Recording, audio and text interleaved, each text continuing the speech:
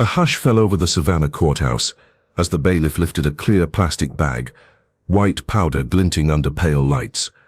Benches creaked, ceiling fans hummed, and the damp coastal air pressed against suits and uniforms. Maya Jackson sat at the defense table, wrists free, shoulders straight, gaze steady.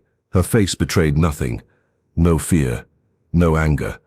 Only a focused stillness that unsettled spectators expecting collapse. Across the aisle, officers Derek Holt and Caleb Vance exchanged satisfied glances, their badges catching the glow like coins at the bottom of a river. A whisper slid through the gallery, the kind that follows a black woman accused in a hall, watched by portraits of long-dead judges. Outside the tall windows, Spanish moss swayed as if listening. The prosecutor rose, voice smooth, calling the bag proof of possession.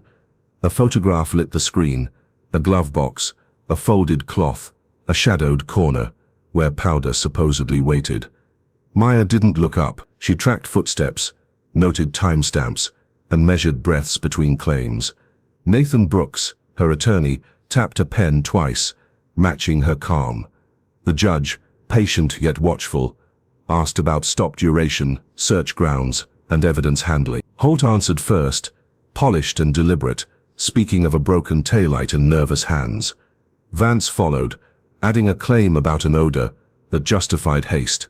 A clerk's keys clacked, each stroke sealing the record. Yet something in Maya's posture hinted at hidden leverage, a quiet confidence born elsewhere.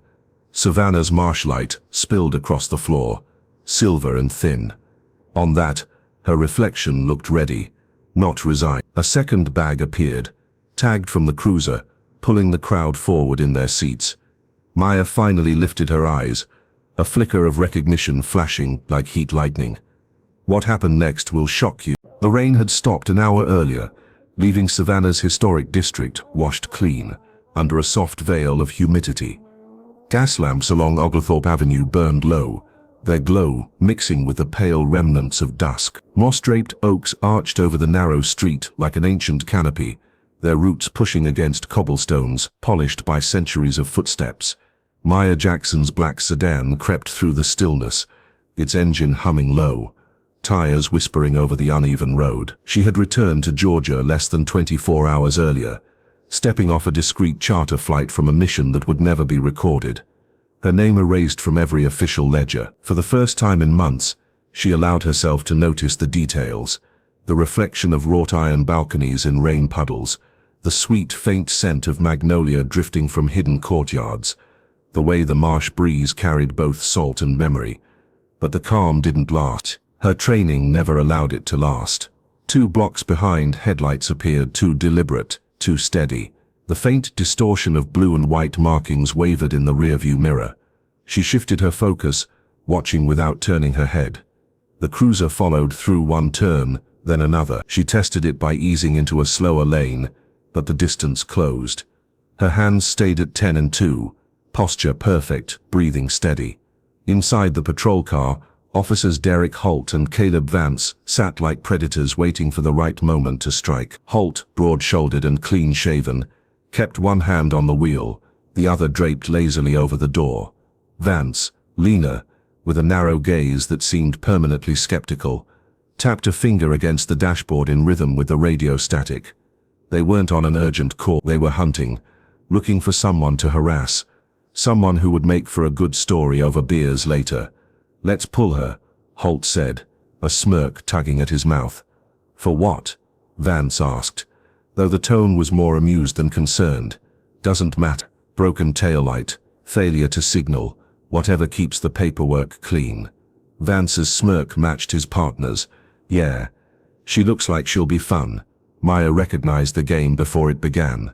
She'd seen it in war zones under different flags, in alleys where uniforms meant ownership. The only difference here was the badge on the grille behind her.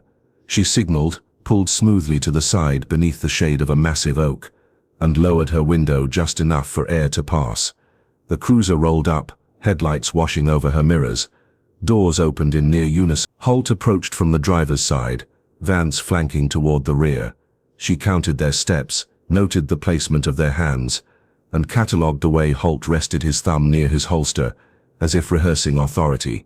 "Evening, ma'am," Holt began, leaning down slightly. "You know why I stopped you?" "No," Maya said, voice even. "Your left taillight's out. I'll need your license and registration." Her gaze flicked briefly to the rearview mirror. Both taillights glowed bright red against the wet street. She said nothing, retrieved her wallet, and her movements were measured. Vance circled the trunk, running a flashlight beam across the seams of the bodywork, as though searching for invisible crimes. "Mind stepping out of the vehicle for me?" Holt asked, already angling his body so her refusal would look defiant. Maya stepped out slowly, locking the car behind her with a subtle press of the key fob in her pocket. Neither officer noticed the tiny indicator light on the dash, the silent confirmation that her concealed cameras had been recording since the cruiser first appeared. The front and rear interior lenses caught every word, every gesture, feeding encrypted footage to a secure server miles away. Vance moved past her without a word, opening the driver's door and leaning inside. She heard the faint click of the glove compartment, the rustle of a cloth being lifted. Holt kept her in place with casual conversation, asking where she was headed, why she was in the area, and whether she'd been drinking. His questions were laced with feigned politeness, the sort designed to sound harmless when repeated in court. Then came the telltale shuffle, a hand emerging from inside the car with a small plastic bag, its contents white, grainy, unmistakable in the dim streetlight. Vance glanced briefly at Holt, a silent nod passing between them. He slipped the bag into the open glove box, then stepped back. "Looks like we might have a problem here," Holt said, his voice shifting from casual to performative authority. "Mind if I take a look inside?" "You already have," Maya replied, her tone flat. Holt's brow lifted in mock offense. "Ma'am, I'm just doing my job. If you've got nothing to hide, there's no reason to make this difficult." She didn't answer. Instead, she watched them step back toward the cruiser, their silhouettes framed against the soft golden haze of the gas lamp.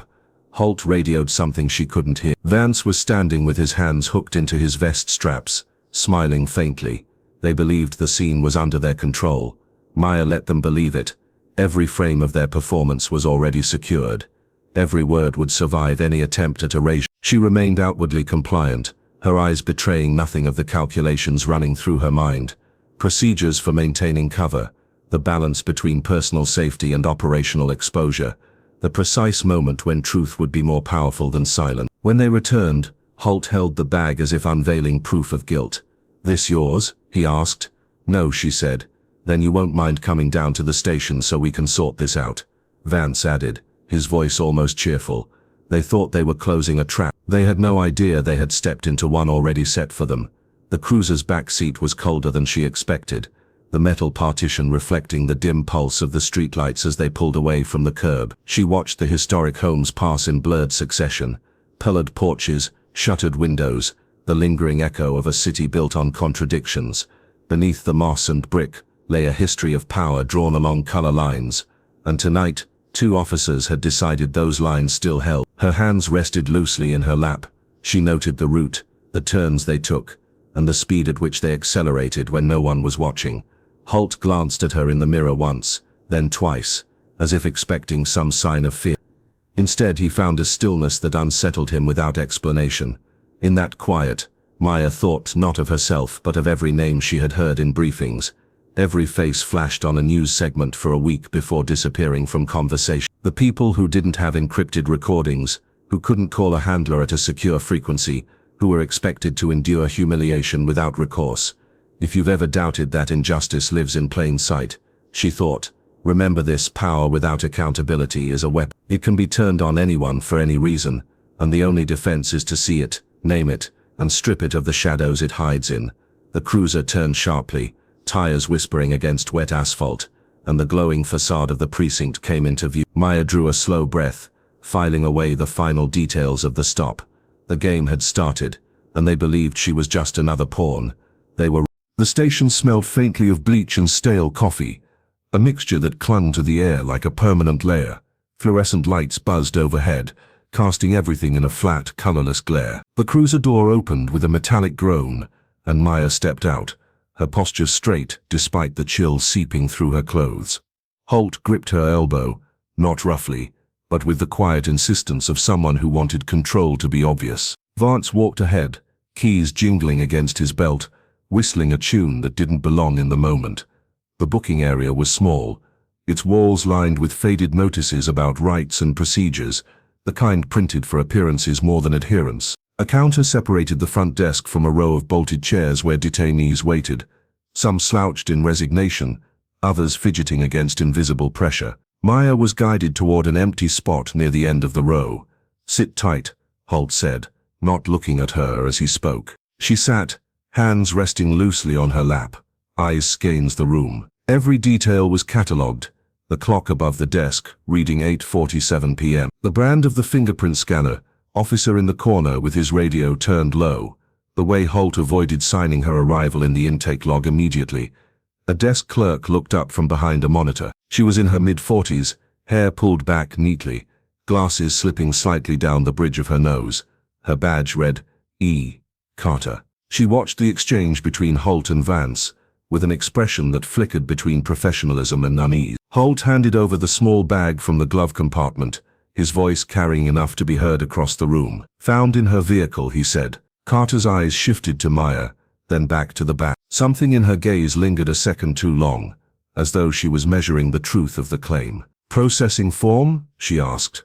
"Later," Holt replied, turning away to mutter something to Vance. The fingerprinting was done without explanation, the machine's surface cold under Maya's fingertips. The camera flashed twice, once for the standard mugshot, and again after Vance decided the first didn't capture her face right. Her CIA training told her to comply without resistance, to gather information without giving more than necessary. She noted the missing step where an arrestee was informed of charges before processing omission number 1. They took her belongings next, sliding her wallet, keys and phone into a plastic tray. Holt didn't provide a receipt, omission number 2. She watched him tuck her phone into his pocket instead of placing it in the secure locker. She memorized the serial number printed faintly on the back. Carter printed paperwork with deliberate slowness, eyes occasionally flicking toward Maya as if debating whether to speak. When Holt stepped away to answer a call, Carter leaned slightly forward. "Keep your head," she said quietly, her lips barely moving. Maya gave the faintest nod,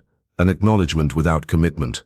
The holding cell was colder than the booking area, its concrete bench polished smooth by years of waiting bodies. Metal bars cast shadows on the floor in sharp lines, slicing the pale light into fragments. 2 other women occupied the far end, whispering to each other in low voices. Maya chose the near corner, back against the wall, where she could see both the door and the cell's single narrow window. She began her internal report. Holt, male, Caucasian, approximately 6'1", build consistent with active duty fitness, right-handed, scar along left jawline, badge number partially obscure. Vance, male, Caucasian, approximately 5'10", lean build, left-handed, tattoo partially visible beneath right cuff, badge number clear. Both violated the intake logging protocol, the evidence handling chain of custody, and the arrestee property storage. Every move they made had been recorded by her cameras, by her mind. She recalled the inflection in Holt's voice when announcing the discovery of the drugs,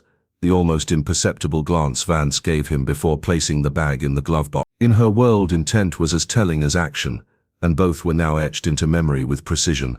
An hour passed. Holt returned briefly to drop a folder at the desk, avoiding her gaze. Vance never came back into view. Carter remained at her station, typing steadily, occasionally pausing to glance toward the holding cell. Maya focused on her breathing, a slow, measured rhythm that kept her mind sharp. She knew the tactics: elongate the wait, make silence feel like pressure, let uncertainty gnaw at resolve. But she also knew the countermeasures. Every minute was an opportunity to prepare, to identify patterns, to choose the moment when stillness would shift into action. When a junior officer came to check on her, he asked no questions about her well-being, instead rattling off a list of forms she would have to sign soon. She noted his name from the tag, Richards, and filed away the fact that he avoided eye contact, his tone betraying discomfort. Not all in the building were comfortable with the game. Holt and Vance were playing.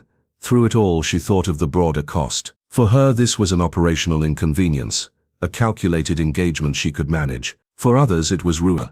Arrests like this destroyed jobs, separated families, scarred reputations beyond repair, especially for those without the means to fight back. That was the actual damage of corruption. It didn't just violate laws, it stripped away future. If you have ever wondered what injustice costs, Remember, it's not only the charges or the trial, it's the way it changes the course of a life in minutes without warning. It's the cold bench, the missing paycheck, the child waiting at home, who won't understand why their parent didn't come back that night. That cost cannot be measured in fines or sentences. Back at the desk, Carter stood, gathering a set of papers. She approached the cell slowly, her professional mask firmly in place. "Jackson, you're up," she said, unlocking the door. Maya stepped out, walking past the other two women without a word. As Carter led her to an interview room, their steps echoed against the narrow hallway's linoleum. Inside, the room was bare, except for a table, 2 chairs and a recording device bolted to the wall. Carter closed the door, leaving them in a muted silence broken only by the hum of the overhead light. She set the papers down but didn't immediately begin. "You don't know me," she said finally, her tone low, "but I've worked here long enough to know when something isn't right. Keep your wits. This place it eats people if they let it." Maya studied her for a beat. "Noted," she replied, the single word carrying both gratitude and restraint. Carter returned to formality, reciting questions about personal details, address, occupation, prior offenses. Maya answered each with clipped precision, careful to remain within her civilian cover. Every so often, Carter's eyes flicked to the corner of the room where a small red light blinked, confirming the recording was active. When the session ended, Carter handed her back to Richards, who escorted her toward temporary holding. The corridors felt longer now, the air heavier, yet Maya's steps never faltered. She had been in far more hostile places, under scrutiny from far more dangerous eyes. Here the advantage was hers, even if they didn't yet know it. As the cell door clanged shut again, she settled into the same corner as before. Her mind returned to the footage stored off-site, the unbroken chain of evidence that would dismantle Holt and Vance's fabrication. She allowed herself the faintest smile, not from arrogance, but from the certainty that their arrogance had already set their downfall in motion. Tonight was not the end of anything, it was the beginning. The cell was quiet when the night shift thinned to a skeleton crew. Faint murmurs drifted from the front desk, the scrape of a chair, the steady rhythm of typing. Maya sat with her back against the wall, knees drawn slightly forward, eyes closed, not resting, but listening. When Richards appeared to escort her to a holding interview with someone from downtown, she knew the moment had come.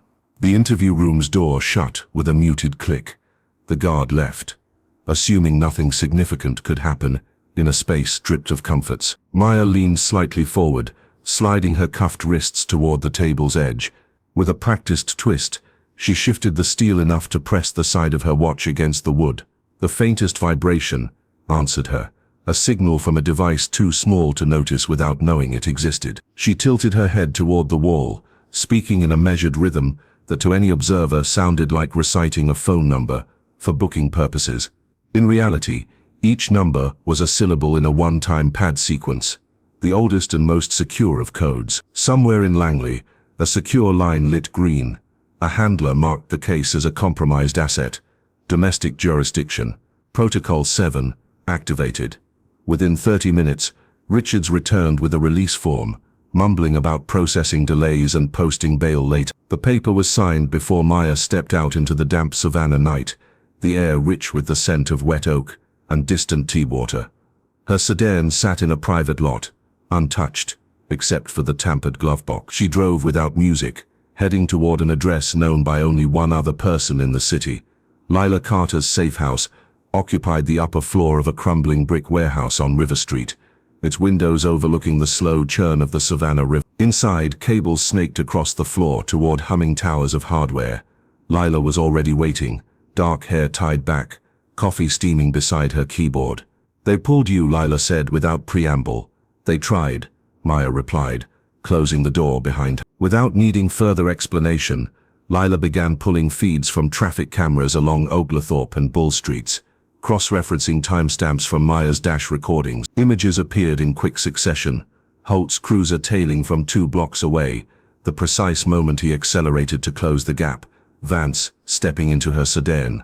Frame by frame, the truth unfolded, not just in her case, but in others. "This isn't their first time," Lila murmured, scrolling through archived patrol logs.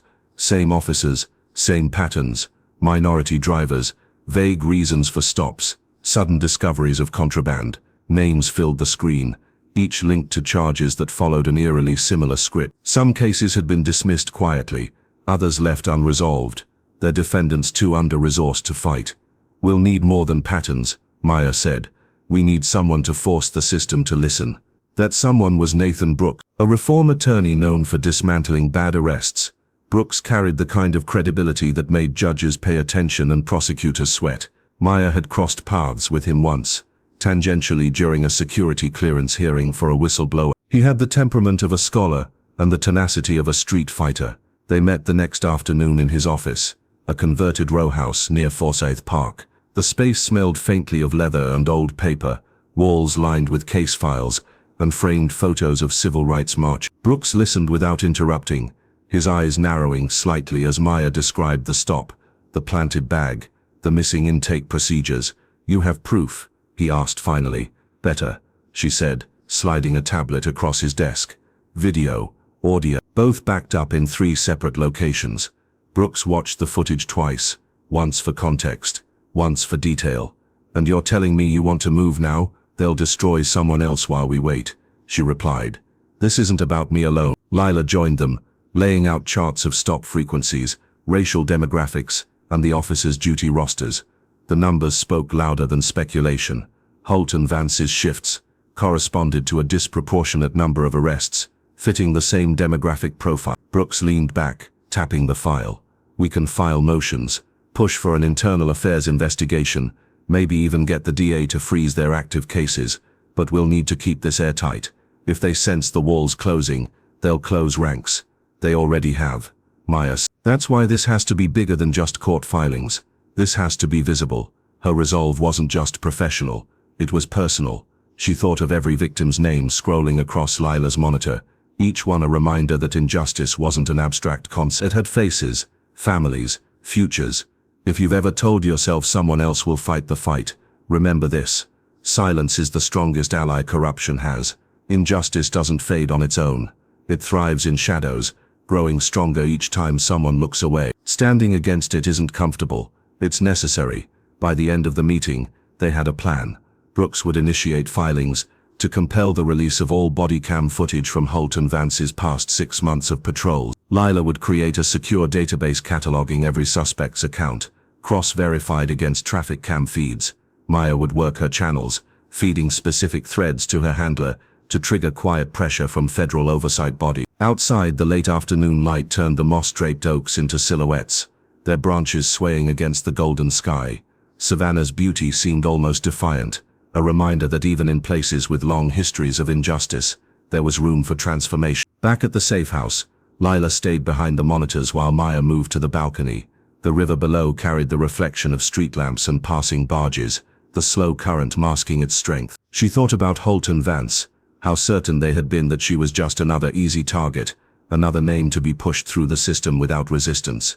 That certainty was already crumbling. Her watch buzzed once, a secure message from her handler, confirming that interest had been registered at a high level.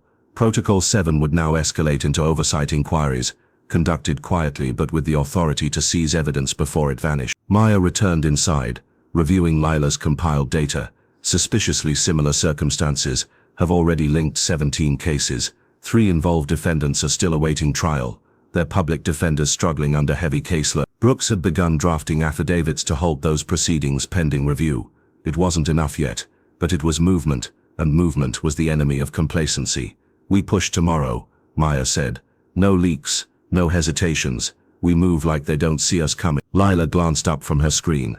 "And if they do?" Maya's eyes narrowed slightly. "Then we don't stop until they can't hide anywhere." The night settled in around the safe house, the hum of servers filling the space with a steady, purposeful sound. Outside, the city lights blurred against the mist rolling in from the river, wrapping Savannah in a veil that felt less like concealment and more like anticipation. This wasn't just an investigation anymore. It was the opening act of a reckoning. The safe house hummed with the layered sounds of activity. Keyboards clattering in bursts, processors whirring in their steady rhythm, the faint vibration of the refrigerator in the corner, the dim amber light from desk lamps cast long shadows across the brick walls, giving the space a low, focused intensity. Outside, the river slid silently past, reflecting the pale glow of the moon and the intermittent sweep of headlights from River Street. Maya stood behind Lila, one hand resting lightly on the back of her chair, watching as traffic cam footage scrolled across the primary monitor. Frame by frame, the recordings told a story too precise to be a coincidence. Different drivers, different streets, but the choreography was always the same. Holt and Vance, tailing just long enough to choose a spot with no witnesses.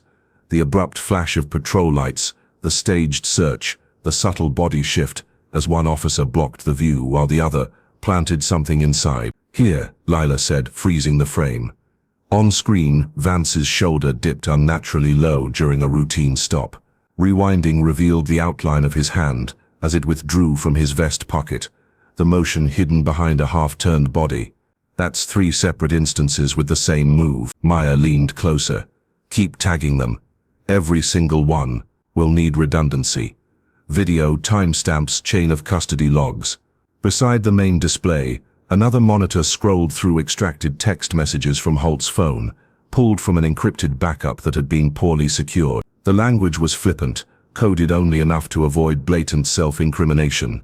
Phrases like "got another one" and "easy hit tonight," paired with date stamps that aligned perfectly with flagged stops. "They're confident no one's watching," Lila murmured. "They're wrong," Maya replied, her voice even.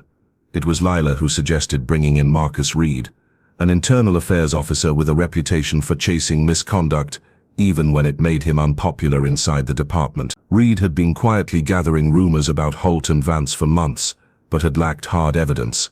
They met him after hours in a closed section of a waterfront cafe, the scent of roasted coffee mingling with the faint tang of salt drifting through a propped-open window. Reed was in his late 30s, with close-cropped hair and a presence that blended patience with alertness. He listened intently as Maya and Lila laid out their findings, occasionally jotting notes in a small, battered notebook. "I've suspected them since last year," Reed admitted, voice low. "Too many reports that didn't add up. But without proof, the department calls it a witch hunt." "You'll have proof," Maya said, sliding a flash drive across the table. Video, texts, a compiled pattern of stops, all clean chain of custody, triple verified. Reed turned the drive in his hand, as though weighing more than its physical mass. "You realize what happens when this surfaces. They won't just go down, they'll take others with them. You ready for that?" "That's the point," Maya replied. Back at the safe house, the work intensified. Lila constructed a layered database, cross-linking each traffic stop to patrol logs, camera angles, GPS coordinates, and officer communications. Every entry was time-stamped and mirrored across multiple secure servers. Reed fed them internal memos, disciplinary histories and complaint records that had been quietly shelved. The picture grew clearer and darker with every piece. It wasn't just Holt and Van. Patterns hinted at other officers running similar games, using the same blind spots in procedure, the exact, carefully chosen locations. Some names appeared in Holt and Vance's texts, suggesting a network rather than a pair of rogue actors. Maya stood at the center table one evening, maps spread before her, each red pin marking a stop. The clusters told their own story, specific neighborhoods, specific demographics, no deviation in method. She traced the lines between them, feeling the weight of each dot, not as data points, but as people whose lives had been upended. "This goes beyond them," she said quietly. Lila looked up from her screen. "You think it's organized. I think it's protected," Maya answered. "And that means it's going to fight back. If you've ever believed that truth speaks for itself, understand this. Truth alone changes nothing, unless someone forces it into the light. Silence is the soil where corruption thrives, and every day it grows, the harder it becomes to uproot. The cost of speaking is high, but the cost of looking away is higher still." The next morning, Reed sent word that he had secured a confidential meeting with a federal liaison, willing to review the compiled evidence. The meeting would be off record, held in a nondescript office on the edge of the city. Maya prepared the presentation herself, ensuring every clip, every screenshot, every dataset was irrefutable. That night, Savannah's streets felt heavier. The oaks loomed over the sidewalks, their branches stirring in the slow coastal wind, shadows shifting across the facades of historic homes. The city's beauty seemed to hold its breath, as if aware of what was coming. Inside the safe house, final checks were made. Lila triple encrypted the drive intended for the liaison, creating decoys in case of interception. Reed called twice to confirm the meeting location and security arrangements. Maya stepped onto the balcony one last time before departure, watching a barge slide past on the dark water. The vessel's lights reflected in elongated streaks across the current, their glow breaking apart as the tide pulled them onward. It was a reminder that momentum, once set in motion, was hard to stop. She turned back inside, picking up the folder that would decide the next phase of their fight. Everything was ready.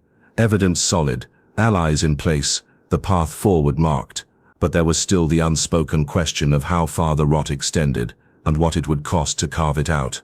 They were about to find out. Savannah's historic courthouse loomed against the pale morning sky, its white columns streaked faintly by time, the bronze of its clock tower gleaming in the early sun. The square outside was alive with murmurs, reporters adjusting camera angles, bystanders drawn by curiosity, the shuffle of shoes on worn stone steps. Inside, the air was cool and faintly scented with polished wood, the hum of voices carrying beneath the vaulted ceilings. Maya entered, flanked by Nathan Brooks and Lila, her expression unreadable. She wore a tailored navy jacket, her hair drawn back neatly, every detail calibrated to project composure without arrogance. The gallery noted her presence, the subtle way she carried herself, but saw only a woman accused. The truth of who she was remained locked beneath layers no one in the room suspected. At the prosecution's table, the district attorney, Marlon Pierce, reviewed his notes with quiet confidence. His case rested on two officers with clean public records and apparent credibility. Holt sat to his left, uniform crisp, jaw set in a controlled scowl. Vance leaned back slightly, feigning ease, his eyes occasionally scanning the crowd. The judge, an older man with a deliberate manner, called the hearing to order. The creak of benches settled into silence. Pierce rose first, addressing the court with a measured voice that carried the weight of rehearsed certainty. He spoke of a lawful stop, of probable cause, of the discovery of controlled substances in Maya's vehicle. His tone was steady, but to Maya's trained ear, the rhythm revealed overconfidence, the belief that the defense could do little more than poke at edges without changing the center. Nathan rose slowly, adjusting his tie. His opening was brief, almost understated. Your Honor, what we intend to show today is not simply that my client is innocent, but that the procedures surrounding her arrest were so compromised they cannot stand as lawful under any standard. Pierce called Holt to the stand. Under direct examination, Holt recounted the events with practiced precision, the alleged broken taillight, Maya's nervous behavior, and the discovery of the bag in her glove box. Nathan listened without interruption, pen resting loosely in his hand, eyes fixed on Holt's face rather than his notes. When his turn came, Nathan's voice shifted, calm, but edged with something sharper. Officer Holt, how long have you been with the department? 13 years, Holt replied. In those 13 years, how many traffic stops have you personally initiated for a broken taillight? Holt hesitated. Dozens, maybe more. Do you typically verify the malfunction before approaching the driver? Yes. Did you verify Ms. Jackson's taillight before initiating this stop? Yes. Nathan paused, then projected an image onto the courtroom screen, pulled from city traffic cam footage. The still frame showed Maya's sedan moments before Holt's lights engaged, both taillights illuminated. A faint ripple moved through the gallery. Would you agree, Officer Holt, that both lights are functioning here? Nathan asked. Holt's jaw tightened. Looks that way, and yet you testified under oath that you verified one was out. Holt shifted in his seat. Must have been a malfunction. Nathan let the answer hang in the air before continuing. He guided Holt through minor contradiction statements about timing that didn't align, vague recollections of when the glove box was opened. Piece by piece, the certainty in Holt's tone framed. Pierce's brow furrowed slightly, his pen tapping against his legal pad. Vance followed, his testimony echoing Holt's, with minor differences. Nathan probed them, noting how Vance claimed Maya appeared overly defensive, yet admitted she complied with every request. When questioned about the sequence of events inside the car, Vance faltered, offering an order that contradicted Holt's earlier account.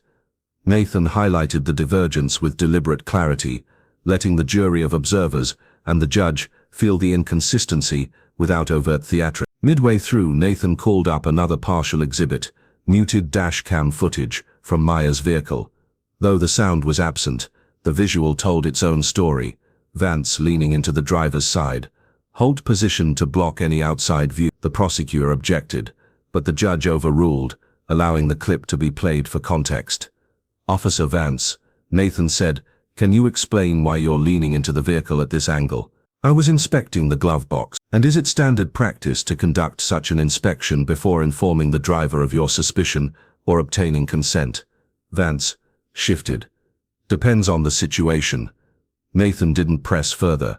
He let the answer stand, its vagueness more damaging than denial. By the time Pierce returned for the redirect, the ease in his posture had faded. His questions came faster, his tone sharper, but the earlier confidence was gone. The hearing had shifted subtly. What began as a straightforward prosecution now carried the undercurrent of doubt. Maya remained still throughout, her hands folded neatly on the table.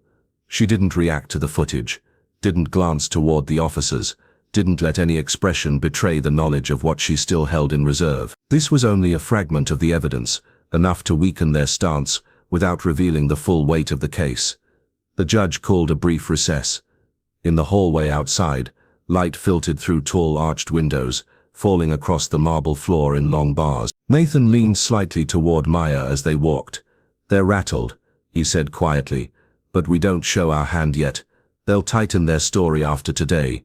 Maya replied, "Let them. We've already got the contradictions on record." Back in the courtroom, Pierce attempted to regain footing with a closing that leaned on the authority of the badge, the presumption of officers' integrity. Nathan's closing was measured, speaking not just to the judge, but to the principle at stake. Procedures exist to protect the innocent and hold the guilty accountable.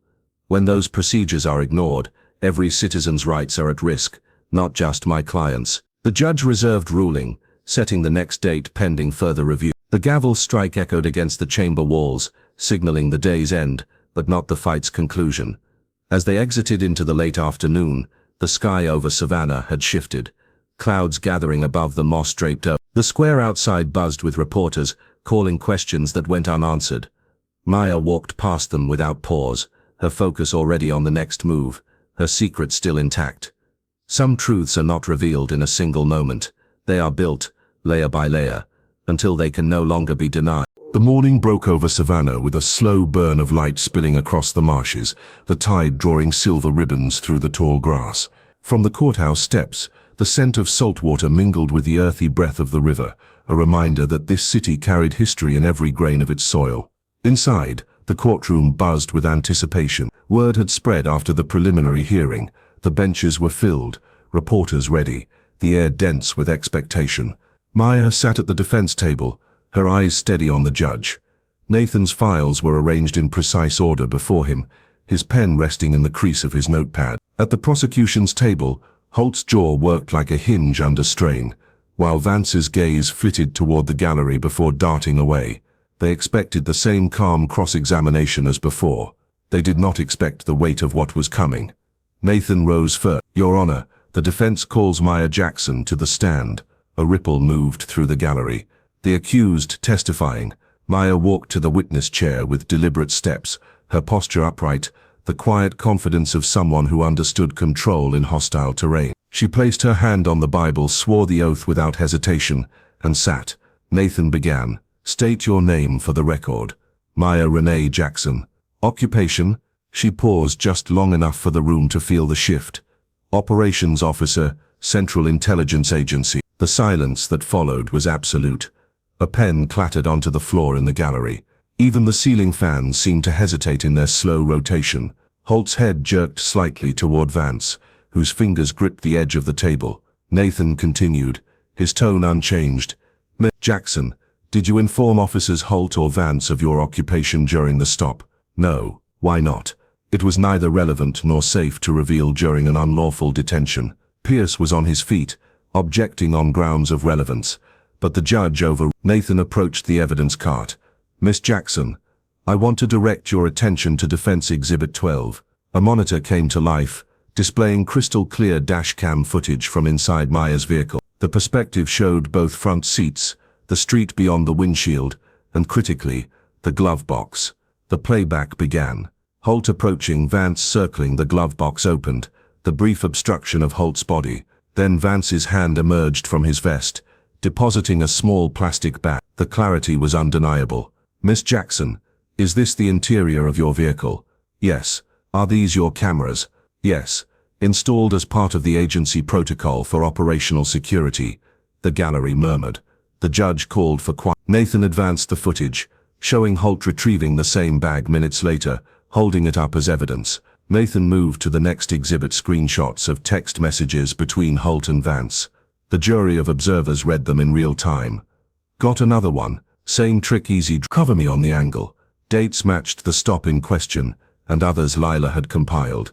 "Miss Jackson, how did you obtain the—" They were extracted from Officer Holt's unsecured cloud backup by a licensed analyst, verified through cryptographic checksums, and corroborated against city patrol logs.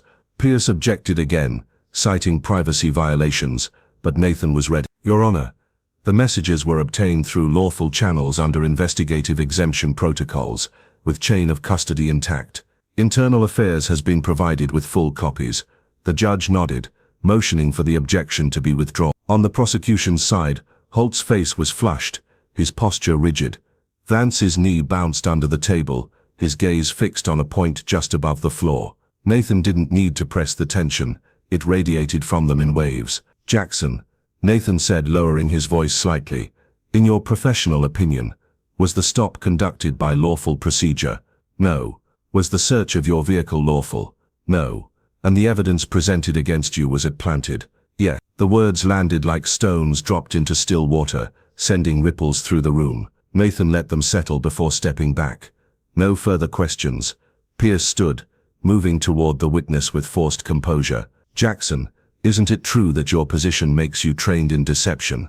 "Yes," she said evenly. "It also makes me trained in identifying it." "And you expect this court to believe?" "I expect this court to see," she interrupted, her voice steady but cutting through the air. "The footage and the messages speak louder than I ever could." Pierce hesitated, his line of attack evaporating under the weight of the evidence. He returned to his table, shuffling papers without looking up. The judge leaned forward slightly. "The record will reflect the witness's testimony and exhibits entered into evidence. The court will recess for 30 minutes before proceeding." His gavel struck once, the sound echoing against the high ceilings. As Maya stepped down from the stand, Holt shot her a glare sharp enough to cut glass.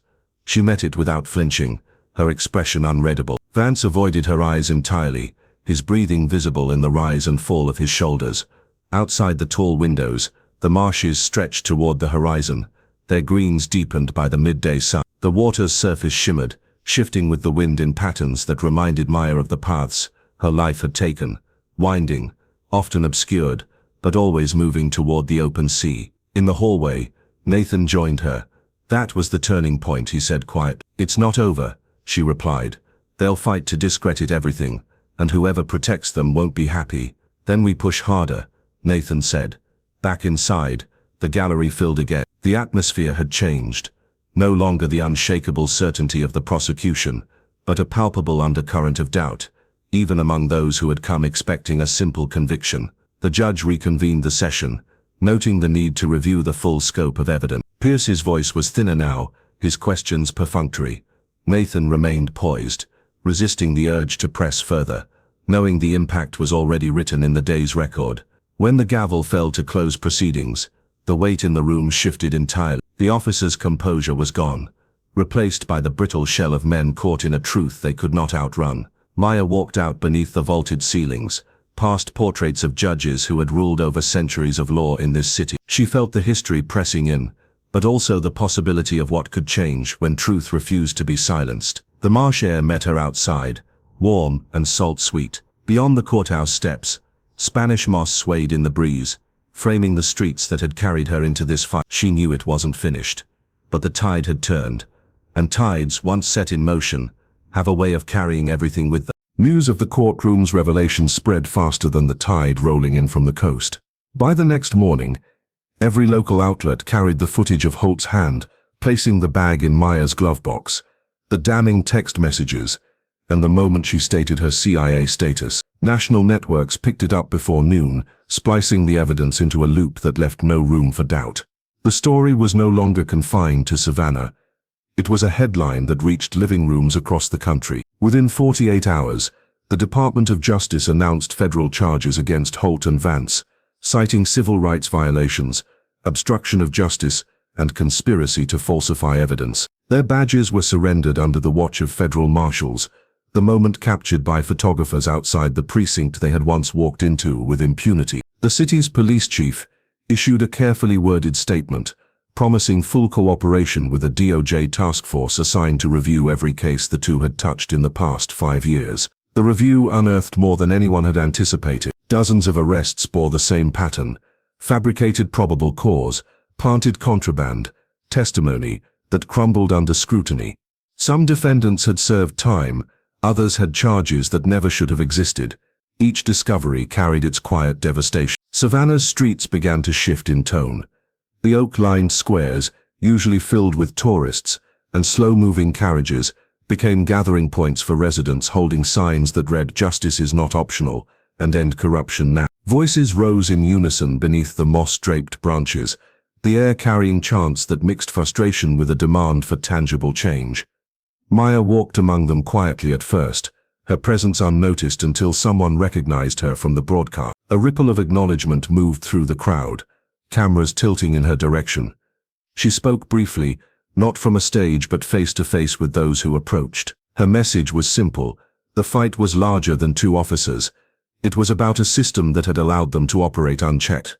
One evening, she met in a small community hall, with families of those wrongfully accused.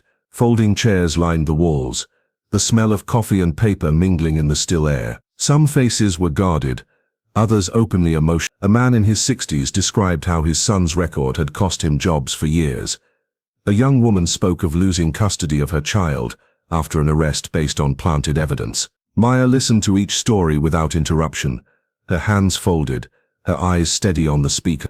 When they finished, she said, "I can't undo the time that was taken from you, but I can make sure those responsible answer for every second of it, and I can help build something that prevents it from happening again." The DOJ task force moved quickly, aided by the airtight evidence collected by Maya, Lila, and Marcus Reed. Internal affairs officers were reassigned under federal oversight, and an independent civilian review board was established with the authority to audit any stop involving the discovery of contraband. One of the first reforms mandated was a strict body camera policy, devices active for the entirety of every public interaction, with footage uploaded to an independent server, inaccessible to individual officers. Failure to comply would result in immediate suspension pending investigation. Training programs were overhauled, shifting emphasis from metrics-driven policing to community engagement and de-escalation. Civil rights attorneys were invited to speak directly to recruits about the legal consequences of violating constitutional protections.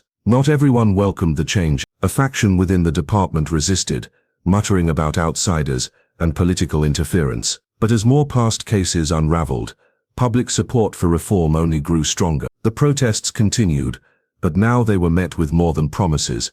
They were met with policy drafts, funding allocations, and deadlines. Maya split her time between assisting the task force and working with victims' advocates to reopen wrongful conviction cases. Some days she stood in courtrooms watching charges be dismissed.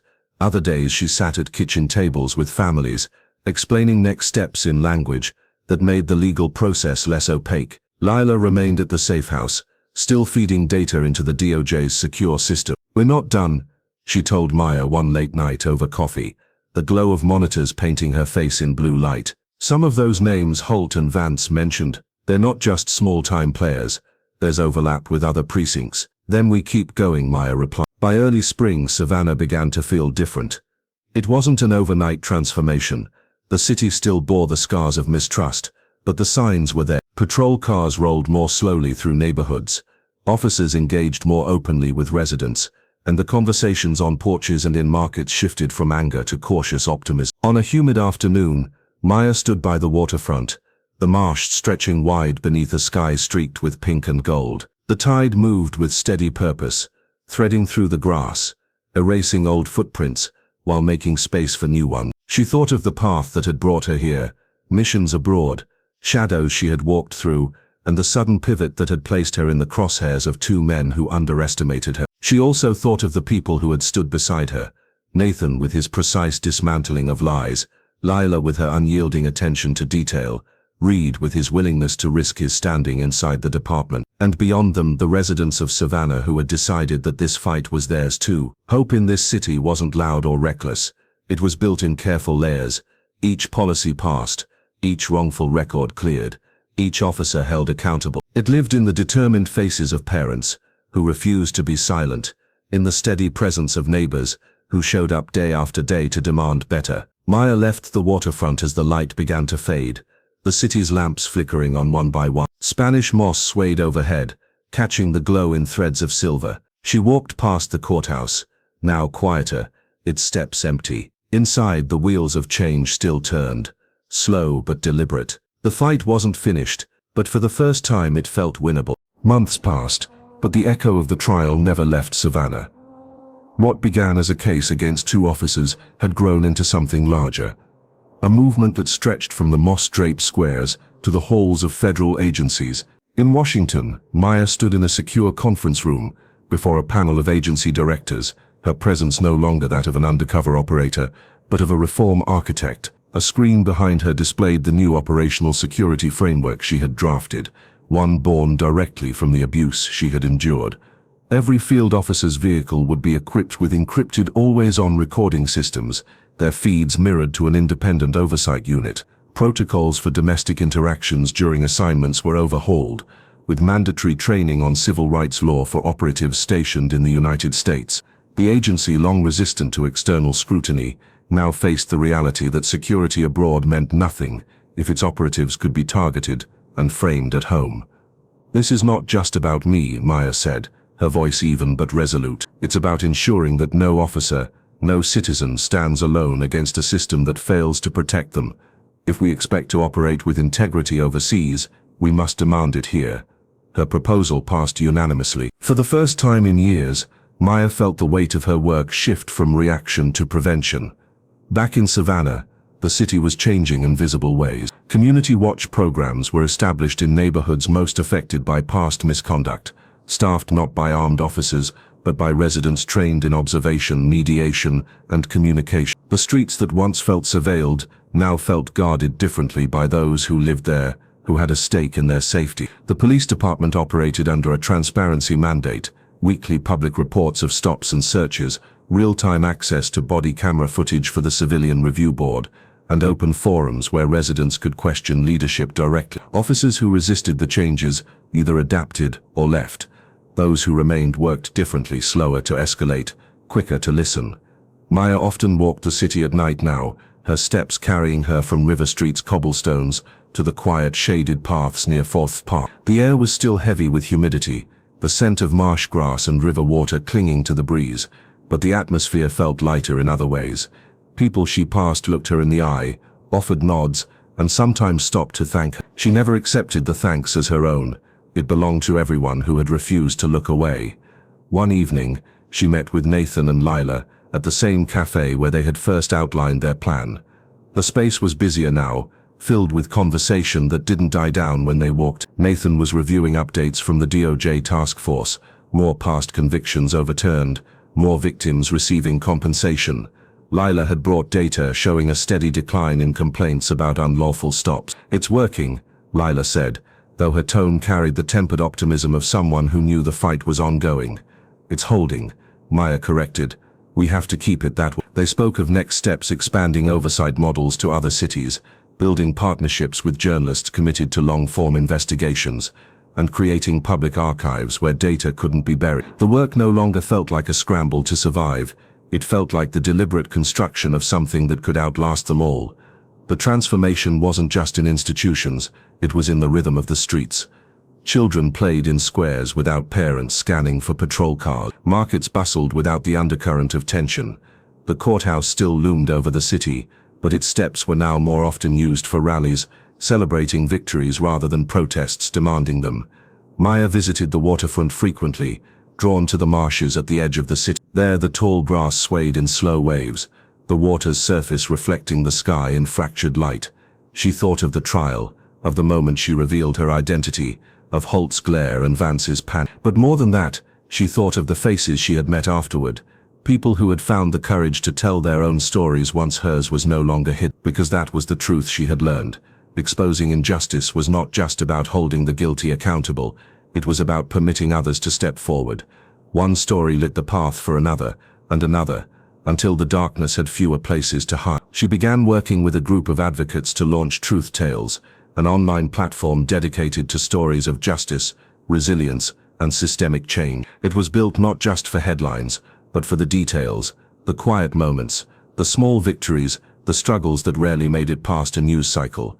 Contributors included investigative reporters, community leaders, and everyday people who had endured and overcome. At the launch event, held in a restored warehouse overlooking the river, the crowd was a mixture of familiar and new faces. Reed was there, standing with members of the Civilian Review Board.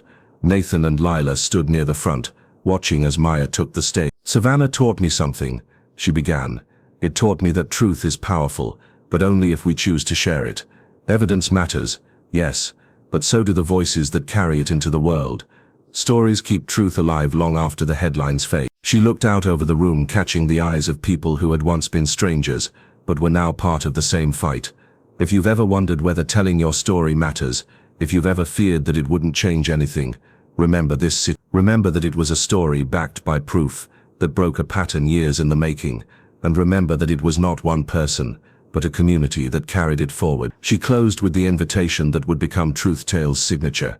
If you believe in the power of exposing truth, join us. Subscribe, share, tell your story, because silence protects no one, and your voice might be the one that changes everything. The applause rose like the tide, steady and unrelenting, filling the warehouse and spilling out into the night air. Outside, the river flowed on, reflecting the lights of a city still carrying its past, but no longer bound by it.